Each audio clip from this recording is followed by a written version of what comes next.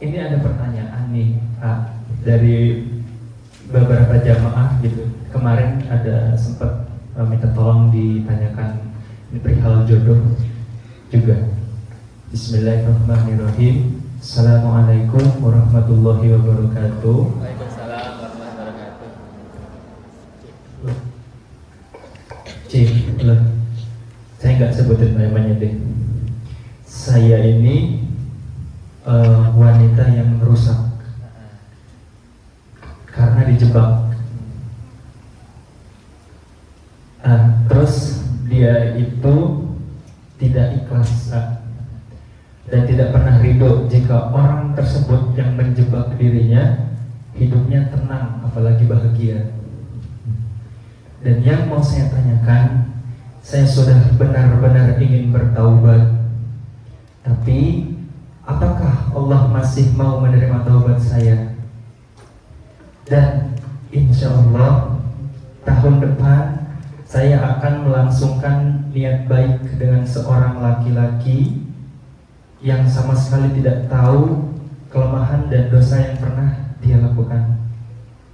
Apakah saya harus jujur kepada calon saya atau tidak perlu?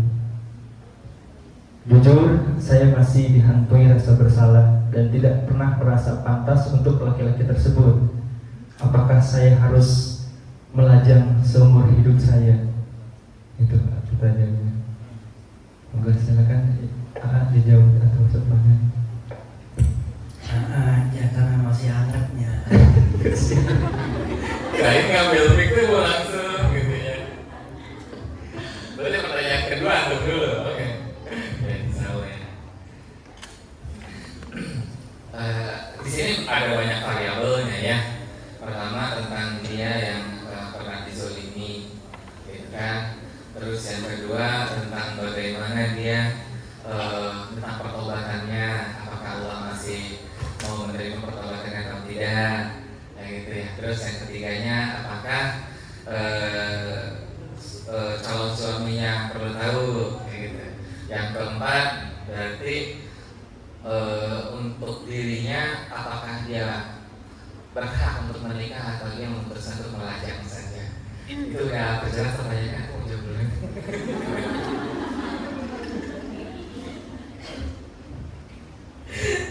Bismillahirrahmanirrahim. Ya teman-teman, untuk yang pertama ini di sini mohon maaf, ini tidak menjawab langsung untuk si penanya ya. Cuma ini untuk secara umum saja. Dalam beberapa situasi kadang kita suka lupa ya dengan diri kita gitu untuk mengevaluasi diri. Beberapa hal datang itu bukan tanpa sebab, ya gitu. Apalagi kalau ternyata orang yang menzolimi kita itu adalah orang yang kita sayang. Kadang-kadang itu maksiat itu dibukanya oleh kita, kayak gitu. Maka yang paling penting dari itu semuanya adalah kita introspeksi, karena itu yang paling utama ya teman-teman ya. Nah, gitu. Nah, tapi kalau emang ternyata ini kezaliman yang memang benar-benar dibuat oleh orang lain, karena banyak juga ya yang datang ke kita, ini benar-benar perempuan yang baik-baik saja gitu kan ya, tapi tiba-tiba dijebak, ada yang seperti itu. Terus kemudian juga dalam sebuah kondisi yang tidak bisa dia lawan, karena yang melakukan kezalimannya itu orang dekatnya gitu. Kadang ada juga seperti itu kan. Kadang nauzubillah gitu ya, nauzubillah. Bapak kandung, ada bapak tiri, ada gitu ya, ada paman dan lain sebagainya, ada yang seperti itu.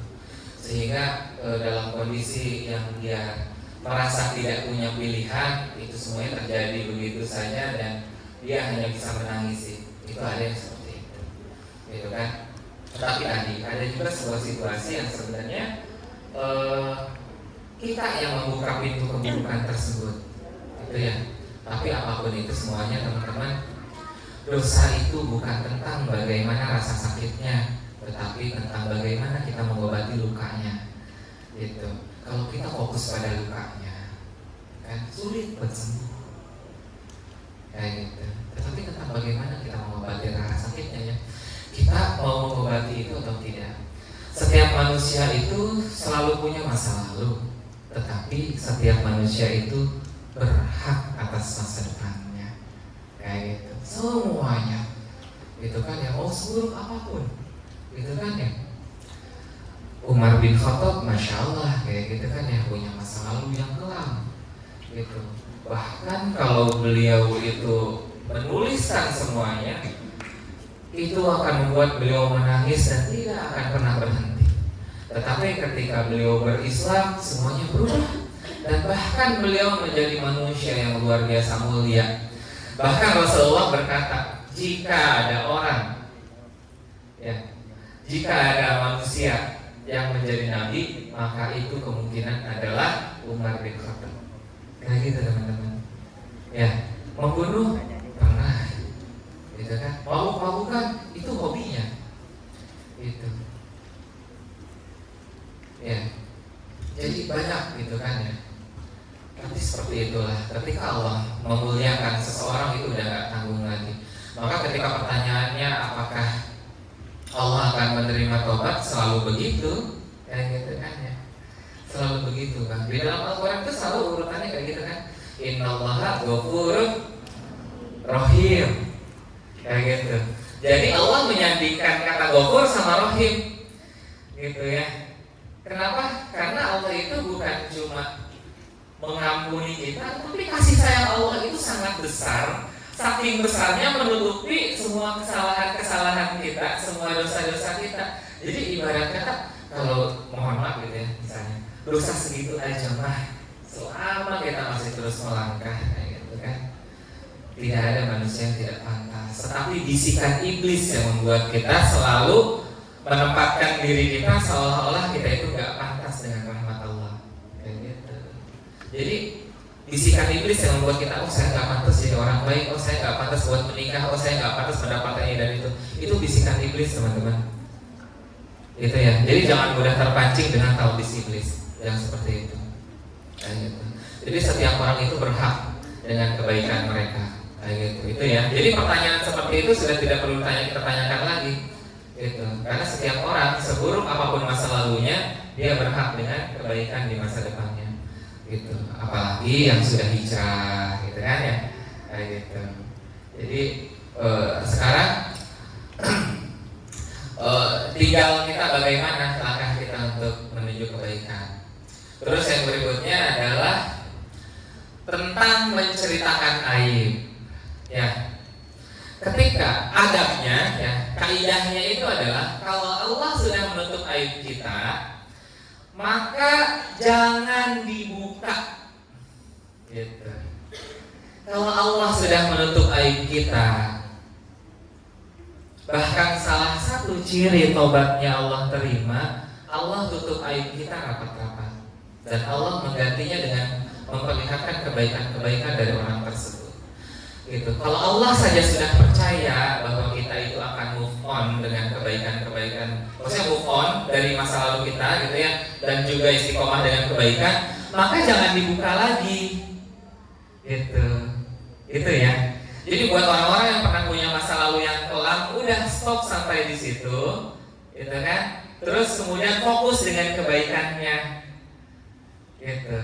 Tapi kalau itu menjadi perkara yang serius bagi suaminya, gitu kan? Misalnya si calon suaminya itu memang benar-benar menempatkan hal tersebut sebagai suatu hal yang prinsip, coba minta perantara pihak ketiga agar kemudian nanti tidak diselesaikan secara emosional, kayak gitu ya. Jadi jangan kita langsung maju gitu kan. Aku tuh sebenarnya kayak gini, kayak gitu. Jangan. Maka hadirkan pihak ketiga, orang yang kemudian paham ilmunya, orang yang kemudian memiliki kebijaksanaan, agar dia bisa melihat secara lebih objektif permasalahannya seperti apa, gitu teman-teman ya. Jadi bukan tentang bagaimana, oh ini harus saya sampaikan nih, suami saya harus tahu semua hal tentang saya, nggak cuma berhenti di situ, tetapi tentang bagaimana itu diselesaikan secara bijaksana, kayak gitu ya. Maka di situ tentang bagaimana nanti perlu disampaikan atau tidak, itu kita serahkan kepada orang yang sesuai dengan kapasitasnya berbicara. Jadi jangan biarkan kita sendiri yang menyampaikan itu. Khawatirnya justru aib tersebut menjadi semakin buruk kayak gitu. Jadinya itu menjadi godaan iblis lagi ke depannya. Belum sampai kita tobatnya sempurna, tetapi kita dijatuhkan kembali dengan masalah baru gitu. Khawatir nanti kita salah dalam melangkah. Lagi temannya. Jadi poinnya adalah itu tadi. Ketika manusia seburuk apapun, insya Allah pertobatan buat dia terbuka luas. Jadi kita jangan putus asa. Itu ya. Terus buat yang mau menikah, menikahlah. Jika itu akan menambahkan kebaikan buat kita. Nah gitu ya. Dan insya Allah menikah itu menambah kebaikan buat kita. Terus tadi masalah aib itu sebenarnya kondisional. Tapi kaidah utamanya adalah aib yang sudah Allah tutup itu haram dibuka kembali. Itu ya. Allah bisawab insyaallah yang akan lebih utama lagi dijawab oleh Bang Ustaz ganteng kita. Bagaimana? Cukup sekian.